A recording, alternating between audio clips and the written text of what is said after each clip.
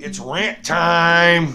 Here's a bone I've been wanting to pick for a long time. Generally, these multi-system retro consoles, you know, it's nothing new like the Retron 5 or the Retro Freak. But if you ask me, the Creep, personally, it's about convenience, okay? So to have one unit that you can plug into a television that'll play a good mass of those console systems and what have you is amazing. The concept really gives me a fucking woody. They usually start from about 1985, conveniently enough, with the NES. And I'm just going to call this pre-8-bit, okay? NES in before or NES after. Yeah, new shirt. I didn't like how the rant went originally, so I'm redoing it the next day. Why don't we have our own convenient machine to play the games that we love? The ones that we started out on. So to tell me there wouldn't be a market for the console, it's complete bullshit in my mind, and you cannot convince me otherwise. And you can't tell me that someone can't take a computer board or PCB board or whatever they're called these days, put a chip in there, and program it to play Atari, Intellivision, and Coleco. If you price it comparably to all this other stuff that's coming out catering to the post-NES stuff, then I don't see the problem there. The controllers, Chris, but the controllers for the Collecovision and the Intellivision, they have the buttons and the keypads and all that stuff. Well, how hard would it be to come up with a solid controller that has the keypad? They both have the same exact friggin' layout, pretty much. Sorry, we're not even going to get into the controller with that. That's easy enough. I mean, come on. It's a 9-pin connector. You just need something with directional and 2 buttons because of the 7800 would need 2 buttons in a lot of cases, okay? The fan base is there. I promise you it is. And I guess after all this, what I'm trying to get at is I want my Retron, whatever, okay? I want it to play 26 and 7800 in one slot. Come on, there's 2 systems, 1 slot. How hard can that be? Maybe some of the Atari 8-bit computer line stuff. That's 1 cartridge point for a number of games, all the way up to the XEGS, okay? And then you get your Coleco and Nintendo. So I just want 1 system I can plug into this TV and just have 1 cord going to the TV, 1 cord going to the plug, and have the same convenience that everyone post NES has. I want my Retron, whatever the fuck, or whatever you want to call it. I'll call it the old farts gaming system. I don't give a shit. What's up, Creepers and Geekers? Chris the Atari Creep. How is everyone doing today? Do me a big favor. Just humor me in my hypothetical. I want you to understand that word, hypothetical, before you start clucking away at your keyboard. My little fantasy playground, if you will. I made that video back in 2017, I believe in February. I'll put the date up. Where I show the edited clip of that video. And I'll put a link to the full video down below, again, before you start on points I either missed or comments that may or may not have been said. And the whole video will be linked down below if you want to watch the whole thing before you comment on just those few clips. By all means, do so. If not, ain't no skin off of my teeth. But please, play with me in this playground just for a few minutes. In light of recent events, Intellivision being absorbed by Atari, who's to say, and I know this has been talked about, that they can't just pick up the Coleco name? I mean, I don't even know where Coleco Holdings or whatever the fuck it's called, or whoever they are, I don't know where they're at with things. I don't even know if they're doing anything. I'm not into the Coleco scene. I love the Coleco. In fact, I had so much fun playing it with my buddy Gerald's house when we were growing up. And if you see that video, I had one behind me, and unfortunately that one has split its mortal coil, so to speak. It shed it. It shed its mortal coil, and I eventually just gave the shell up to someone who needed it for theirs.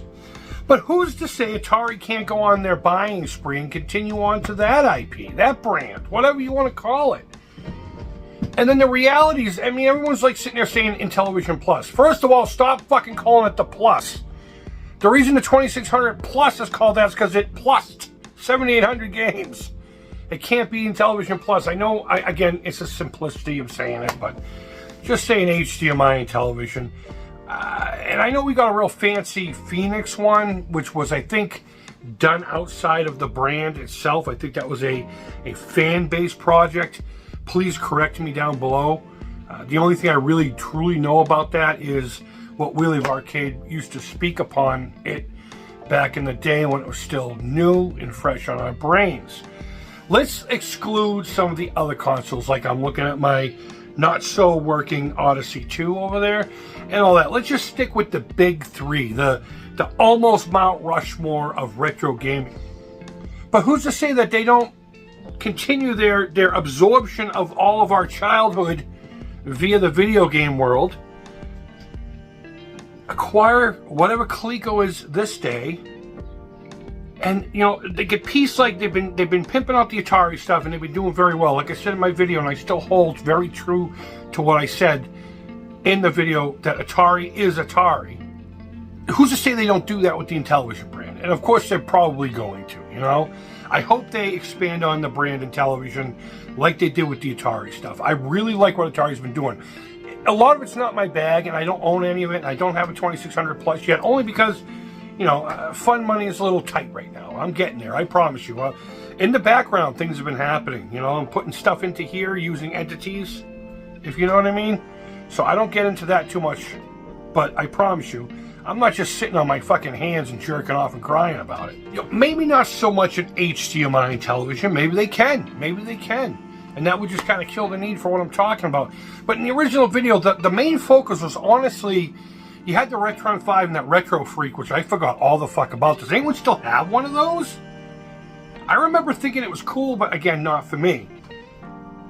But maybe Atari can now take the Intellivision brand and put out the little things, the little compilation things like this. I mean, not exactly like this, but you know what I'm talking about. The little grabs for like 50 bucks that you can get at like Walmart or fucking Target and the like, and raise some revenue. And then when they have the Coleco brand, again, hypothetical sandbox. Sad that I have to fucking say shit like that. Eventually acquire the Coleco brand, do the same thing, gather up some money, and then make like a fucking a Retron 5 version of pre-8-bit love. Still speaking on the rules I made in that first that initial video, speaking on the same topic. Before I made that video, saying to myself, it probably would never happen. It would never happen. And then I don't remember how long after that the Retron 77 was announced.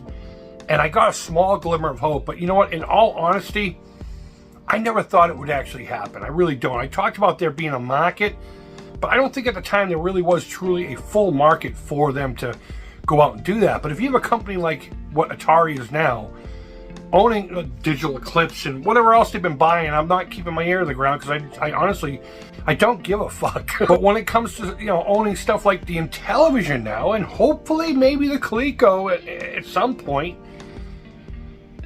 I think it's more of a reality now than it ever has been. And the earlier stuff has been getting a lot more love lately. And I think once everyone got bored with collecting for the NES, Super NES, the Genesis, the Master System, they've sought other things out. The Vectrex, the Odyssey 2.